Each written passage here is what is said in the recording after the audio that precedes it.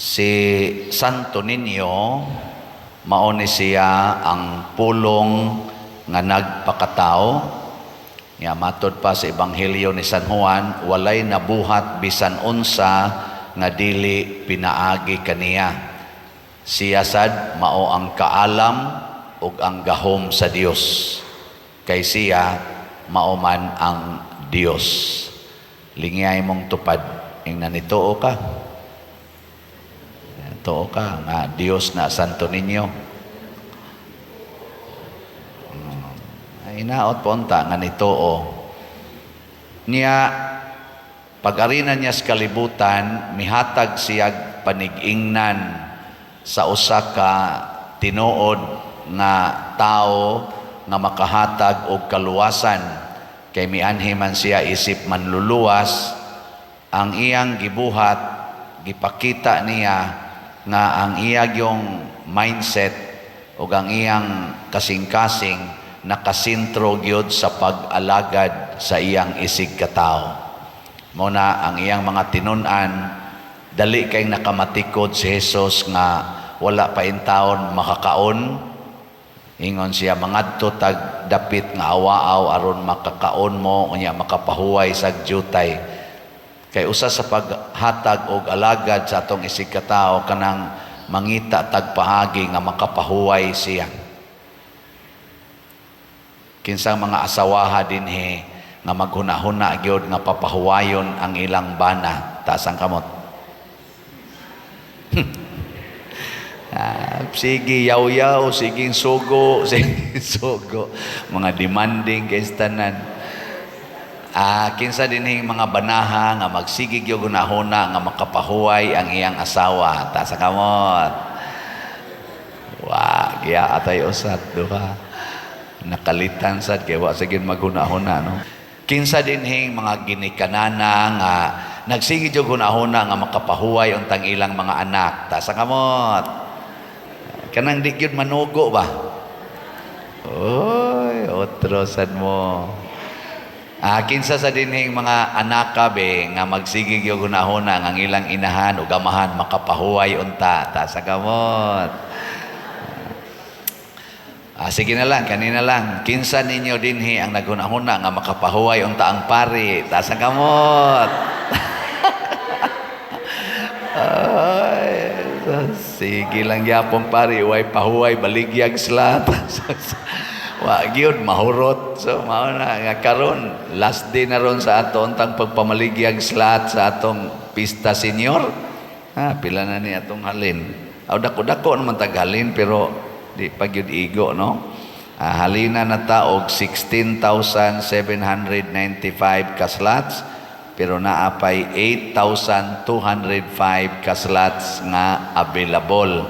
Atong pagpakan ang namalit ha. Nakapahuway-huway o gamay. Niya gusto gyud mong makapahuway gyud tarong ang pari, utdan ninyog palit ang 8,205. Ilahos tanig pamaligya karon og ugmang adlaw Domingo. Mo na siya atong katapusang pagpamaligya niining HGSN, Healing Joy of Santo Niño. Nining atong activity karon nga Pista Senior, daghan kay atong mga kaigsuonan nga way pahuway, labi na gyud ang nag-andam sa ilang mga kompetisyon kanang sayaw, hapit way pahuway ang atong mga barangay officials o ang ilang mga dancers, ang choreographers, ang ato sang mga youth karon wa say pahuway. Wa mga tug ambot unsay ilang giandam daghan kay sila man say in charge, overall in charge ani. Wa sad sila'y pahuway. Ana ang pari sad kuwang pahuway. Ana ang atong mga nag-install karon sa atong sound system wa pay pahuway. Ambot mabuhi pa baka na sila karong gabi. Amo na atong pero unsa maning pahulay nga gikuan ni Kristo, gilantaw niya sa iyang para sa iyang isig katao. Dili ra ni physical. Dili physical rest. Kaya kanang physical rest, pwede rin na nato buhaton anytime. Na magani uban ninyo, nagmisa ang pari, kamo nag-physically rest, no? Agas ang laway. So, nag-biblical rosary taganiha, daghan kayong physically resting, no? Santa Maria, Diyos. Di na maong pahuwaya. Kay daghan nato mukawat-kawat og pahuway physically. Unsa may pahulay nga gitan-aw ni Kristo, kana bang makafeel ta nga naatay good shepherd, naatay maayong magbalantay, kana bang mabilong ta sa turil sa maayong magbalantay nga mao ang Ginoo. Mo nang pagbiya niya dito physically sa pikas tampi sa lanaw, nakit-an siya sa iyang mga sumusunod kato mga katawhan nga mibiya, nagdagan sila padung ngadto sa pikas tampi. Wa pay pahuway si Jesus ug ang iyang mga tinun-an. Pag-abot dito nga nakita niya ang mga tao nga nagpundok porting daghana, naluoy siya kanila kay mura sila mga karnero nga way magbalantay. Mao tong gitudluan niya sa daghang mga butang. Pasabot ang pulong sa Ginoo mao'y makahatag natog pahulay basta mosunod tas pulong sa Ginoo. Gilingi ay mong tupad be, na nakapahuway nakas problema, na nakapahuway kas mga problema. Ana ba? Ang nakaapan ra ba og maghimo tag event, parihaan ni karong event nga kaning pista na to senior, nya natay event nga ik lang guna agad, sinulog competition sa atong mga barangay o sa atong mga chapel, kaning kaning levels. Ang nakaapan, nasubraan kaayog focus diha ang atong mga organizers o ang atong mga committees, nasubraan kay focus sa physical activity. Basin unya, di na sila kamaong maminaw sa pulong sa Ginoo dinhis misa. Di na sila kamaong maminaw sa pulong sa Ginoo diha sa atong paghimo sa debosyon sa Santo Rosario. Mo medyo nasubo sa ko gamay kay ang akong expected ministry nga mo apil sa atong Santo Rosario kaganiha, wa dinhi. Mo nang akong i-encourage nga bantay-bantay ni ninyo mga batanon nga kamao gitang mo balanse. Ang atong PYCC mao na in charge niini, pero wa sila dinhi.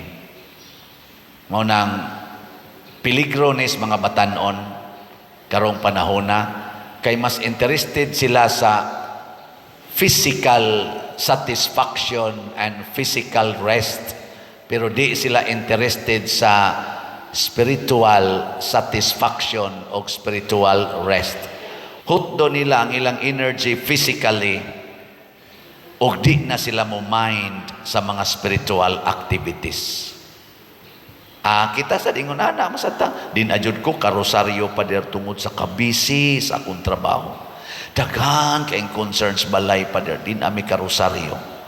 Busy kay mi pa der.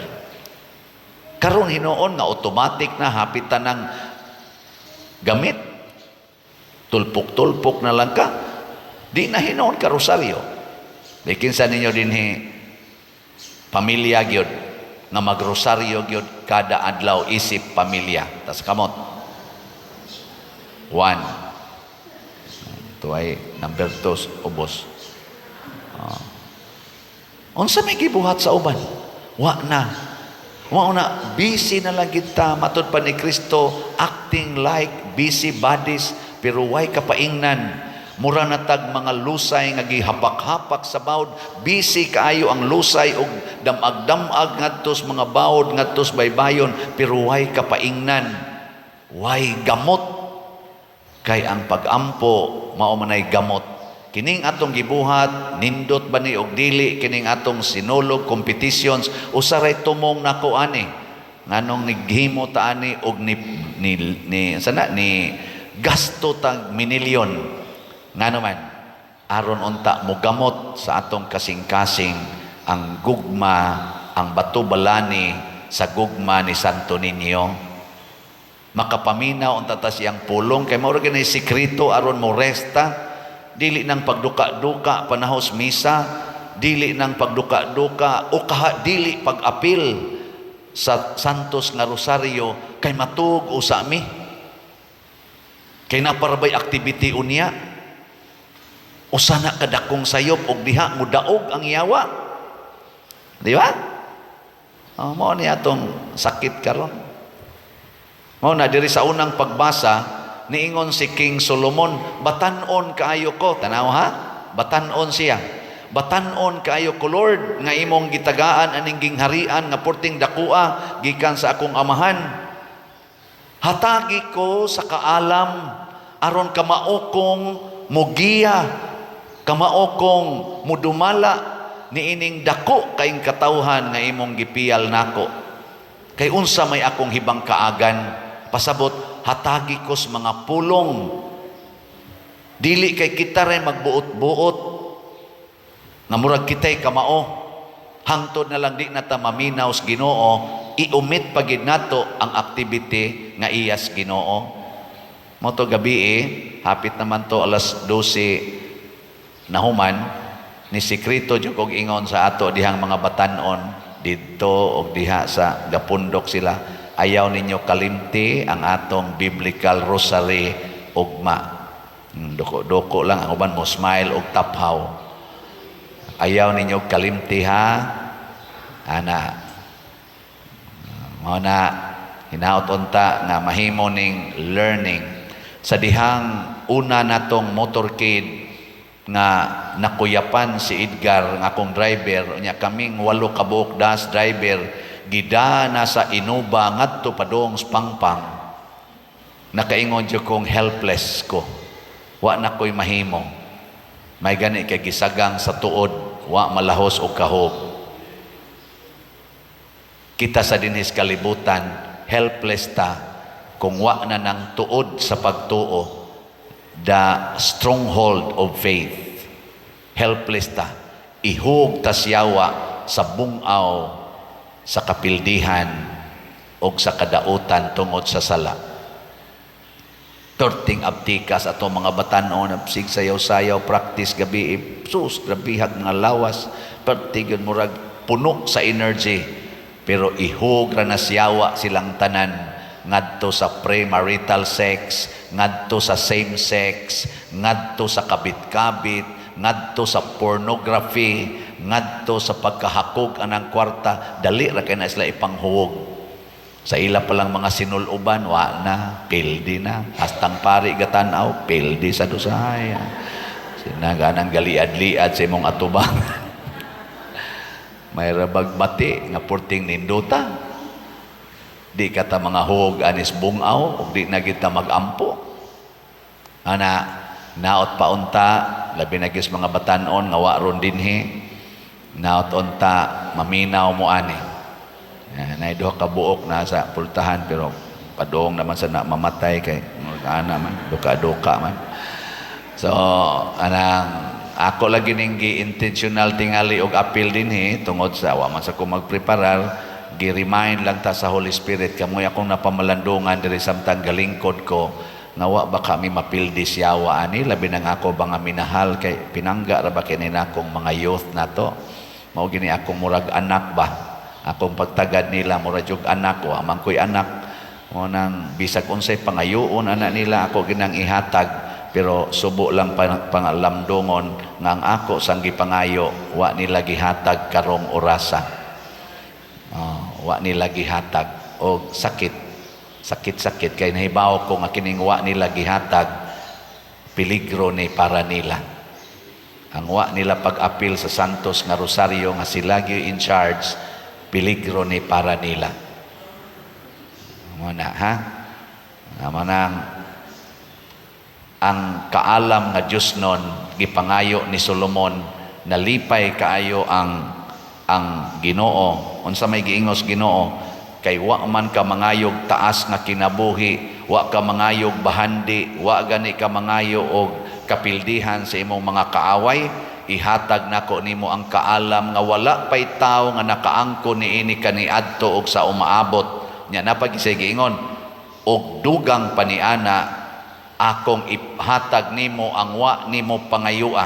Unsa may wa pangayo ang Solomon nga gihatag sa Ginoo, bahandi og dungog sa tibuok mong kinabuhi nga way laing hari nga ikatandi niini sa tibuok kalibutan. Kanang bahandi og dungog, wealth and honor, ihatag ra din as Ginoo isip pakapin, basta unahon nato ang iyang wisdom, ang iyang kabubuton. Mo nang natay kantang, seek first the kingdom of God and everything will be given to you. Lingi ay mong tupad sa katapusan. Ing na di tani unahon ang kwarta, ipalit na lang ni natog slot. Sige, ing na. Unahon nato ang pagpalit og slot kaysa pagtigom sa kwarta. Kay pakapin raman day ng kwarta, basta unahon nato ang Ginoo.